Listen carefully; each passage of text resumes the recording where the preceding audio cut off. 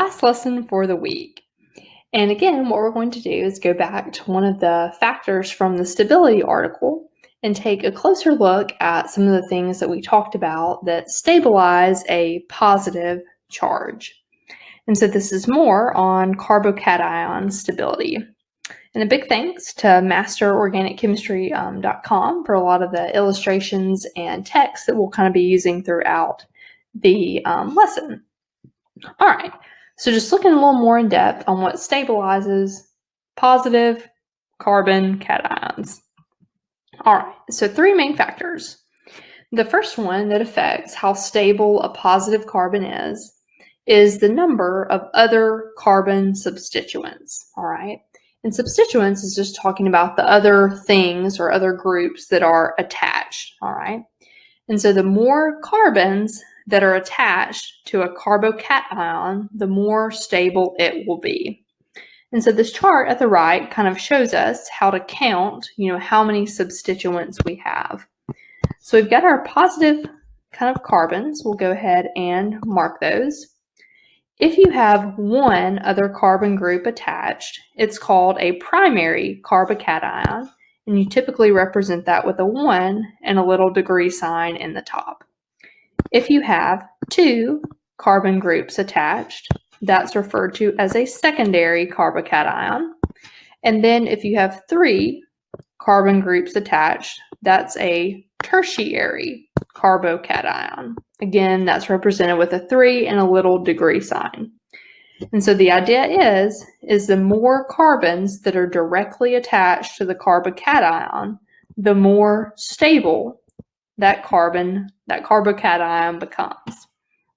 And so we didn't really mention kind of the why behind this. So let's go into that just a little bit more. And so there's kind of a simple explanation and then one that's a little more complex. So let's talk about the simple explanation first.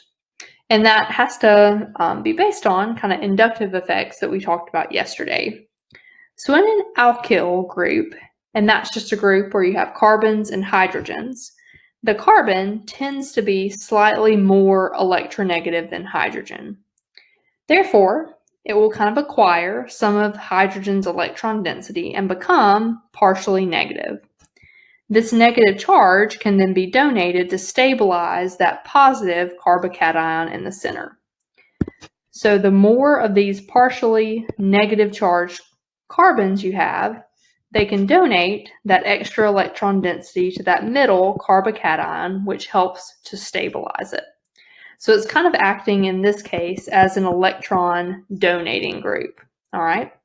On the other hand, if you had a carbon that was positive and it was just attached to hydrogens, they don't have any extra electron density to donate. So that would kind of be like putting positives next to positives, which we know is not good. So if you have kind of CH groups, those carbons can donate that extra electron density through induction. So that's the simple explanation, but kind of just to expose you to a little more robust explanation, as it was called on the website, is that each of these alkyl CH groups contains CH sigma or single bonds that are made up of hybrid orbitals, all right?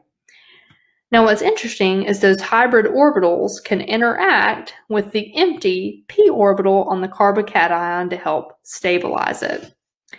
And so what happens is this carbocation, it has a p orbital because it's sp2 hybridized, but that p orbital is empty, all right?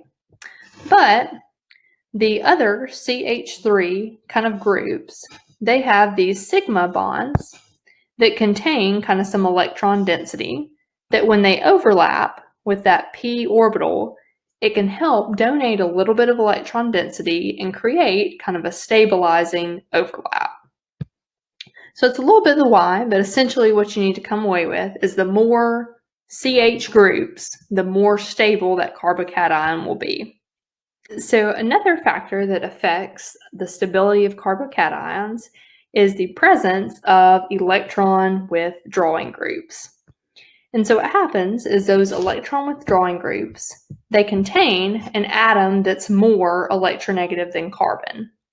And as long as that atom does not have a lone pair, it kind of counts, in this group.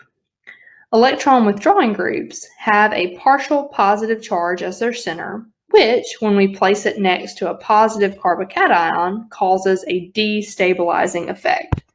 So if you have something that's a partial negative next to a fully positive carbocation, that's not a good thing, all right? But as you might predict, on the other hand, if you have an electron donating group with a partial negative charge, that tends to work well in helping to stabilize those carbocations. All right. And so we also see that when you have like adjacent atoms with lone pairs, they can kind of work in sort of a resonance type of way to stabilize carbocations as well. All right. And so here are some examples, again, of electron withdrawing groups. And again, two factors you're looking at is they need to have an atom more electronegative than carbon, and the atom directly attached to the carbocation does not need to have a lone pair. And so again, that kind of shows that the key destabilizing effect of the electron withdrawing groups is when you have a partial negative kind of adjacent to that full partial positive charge.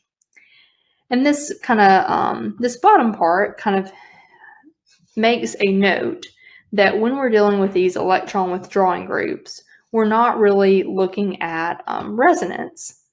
And that's because the effect is inductive instead. And so it kind of gives you an example here that if you were trying to look at this from a resonance, point of view, it would actually create kind of a forbidden resonance form where we've put the positive charge on the more electronegative atom instead. So just know that electron withdrawing groups are functioning here to destabilize a carbocation through induction. All right, and then last factor is the hybridization of the carbocation. And so this is talking about whether it's like sp, sp2, or sp3. And so in general, the carbocation will become less stable as the S character increases, all right? And so if you have greater S character, that's going to place that empty positive orbital closer to the positively charged nucleus, which is destabilizing. So again, kind of that positive to positive, not good. As you might guess, the opposite is true for negative charges, which become more stable when they're more closely held to the nucleus or more S character. And so if we kind of look at an example here, we have an sp3 carbon on the left, which only has 25% S character and 75% P character. This places that positive charge farther away from the nucleus, all right, which makes it more stable. On the other hand, on the opposite side, we have an sp carbocation, which would be 50% S, 50% P. That extra S character would place that electron density closer to the nucleus. That's because the S orbitals are more spherical. They put the electron density right near the center. And so as a result, that would be less stable. Okay. And so again, it's kind of opposite with your negative charge or your carb anions. So again, the more S character for them, the more stable they'll be. And then you've got kind of a little summary here of the three different factors: number of carbon substituents, electron groups, and hybridization. And so then what you're going to do is kind of work through this interactive worksheet, again on Google Classroom, to kind of rank the cations in order of most stable to least stable. And it will be based on one of these three factors: either the number of carbon substituents, so like primary, secondary, tertiary, whether it's paired up with an electron withdrawing group or an electron donating group, and also hybridization, whether or not it has less S character or more S character.